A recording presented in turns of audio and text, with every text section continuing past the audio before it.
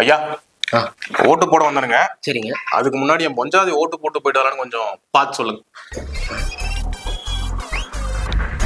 என்ன பாட்டி பேர் பிரியான் இருக்குது?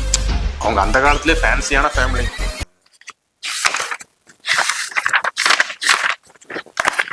நம்பர் இருக்கு போட்டாங்க. காலையில ஃபர்ஸ்ட் பேட்ச்லயே போட்டு போயிருக்காங்க. என்னங்க கழுத வருஷா வருஷம் அவளுக்கு இதே வேலையா போச்சு. ஐயா ஐயா கோவப்படாதீங்க.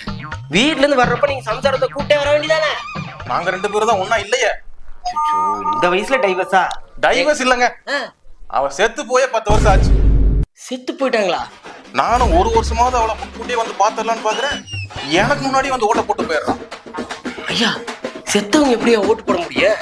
அதை எங்கிட்ட கேட்காதீங்க தம்பி, அவங்க கிட்ட கேளுங்க. என்னங்க எனக்கு ஒண்ணுமே புரியல. அதுதானப்பா எனக்கும் புரியல.